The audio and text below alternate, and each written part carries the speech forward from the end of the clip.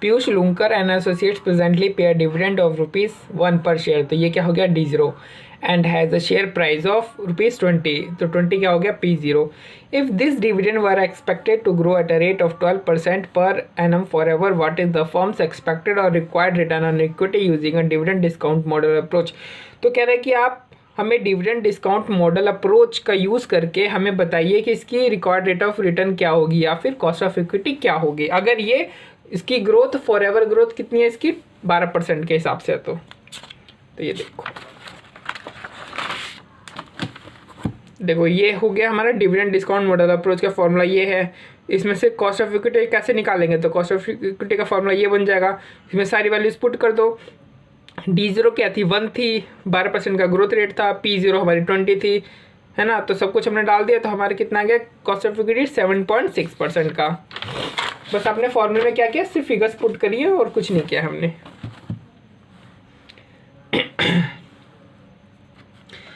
Instead of this situation in part 1, कह रहा है कि अब ये पूरा का पूरा भूल जाओ, पार्ट 1 में जो भी ग्रोथ रेट आपको देखे सब भूल जाओ।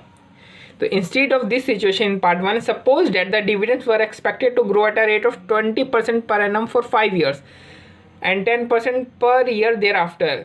Now what is the firm's expected और रिक्वायर्ड रिटर्न ऑन इक्विटी। तो फर्स्ट पॉइंट में भी हमसे रिक्वायर्ड रिटर्न ऑन इक्विटी पूछी थी, सेकंड पॉइंट में भी हमसे रिक्वायर्ड रिटर्न ऑन इक्विटी पूछी थी, बट डिफरेंस ये है कि फर्स्ट पॉइंट में हमें 12% का जो ग्रोथ दे रखा था वो फॉर एवर का ग्रोथ रेट दे रखा था, बट सेकंड में हमें बोला है कि शुरू के 5 साल तो 20% का ग्रोथ रेट होगा और उसके बाद के 10 साल उसके बाद के फॉर एवर 10% ग्रोथ रेट रहेगी, यानी शुरू के 5 साल 20%, उसके बाद इनफाइनाइट ईयर्स तक 10% की।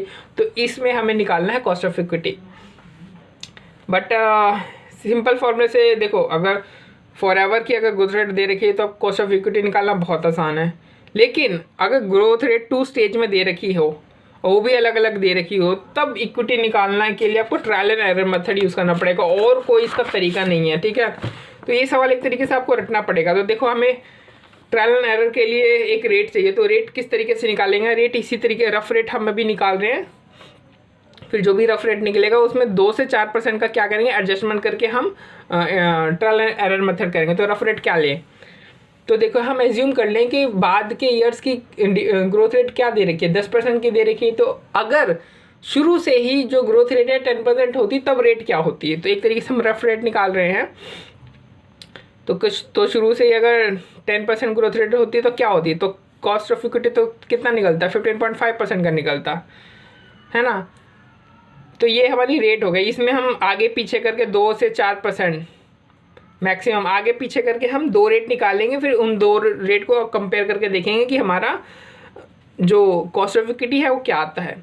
तो हमने क्या किया, 2.5% हमने ऊपर कर दिया इसको, यानी हमने 18% ले लिया। तो 18% से करके देखते हैं कि 18% अगर हम कॉस्ट ऑफ इक्विटी रख के देखते हैं तो हमारा जो प्राइस है वो क्या आता है, क्या हमारा प्राइस 20 आ पाता है, क्योंकि ओरिजिनल प्राइस क्या है, शेयर प्राइस 20 है। तो कॉस्ट ऑफ इक्विटी देखते हैं हम 80% रख के। तो हमने देखो कॉस्ट ऑफ इक्विटी यहाँ पे हमने 18% रखा, डिस्काउंटिंग फैक्टर।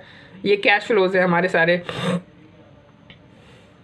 कैश फ्लो किस तरीके से निकाला हमने, क्योंकि कैश फ्लो किस तरीके से ग्रो कर रहा है, शुरू के 5 साल किस तरीके से ग्रो किया, 20% से ग्रो किया है ना। ये 20%, ये भी 20% से ग्रो किया है।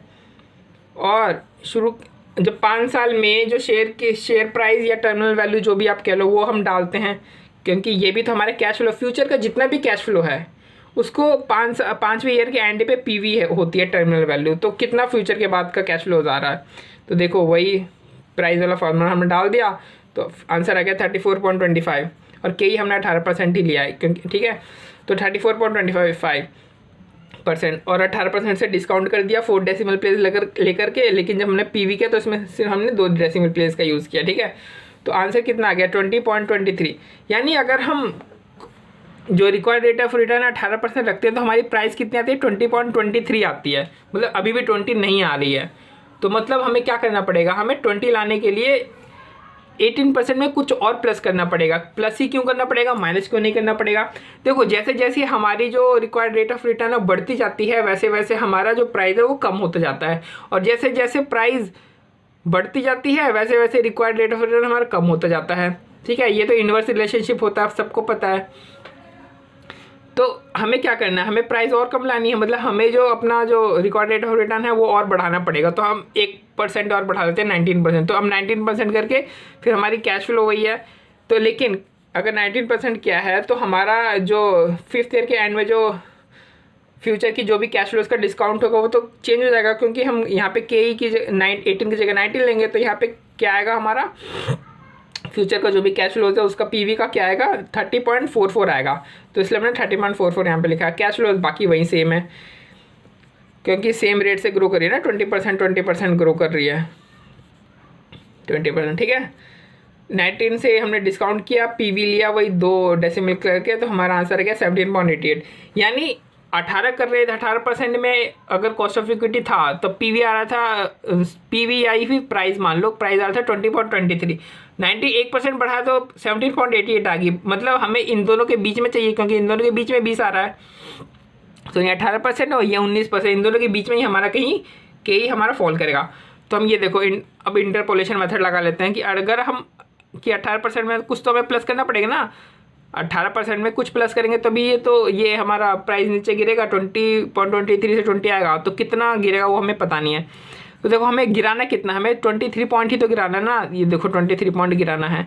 तो अगर 1% हम आगे जाते हैं तो कितना का डिफरेंस आता था, ये देखो 20.23 से 17.88, यानी कितना का डिफरेंस आया वो हमने यहाँ पे लिख दिया कि नहीं 1% के बढ़ने से इतना का डिफरेंस आ जाता है। तो अगर इतना का डिफरेंस है तो कितना बढ़ना पड़ेगा, तो आंसर आ गया 0.10%।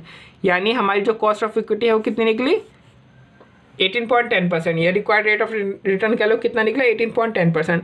तो ये चीज़ आपको रटनी पड़ेगी, ठीक है। एग्जाम में आप सोचने के लिए नहीं बैठ सकते कि हम कितना ले कितना नहीं ले, आप रफ रेट निकालोगे, उसके बाद आप ये सीधा याद रखो कि 18% और 19%, ठीक है, ये करना है आपने।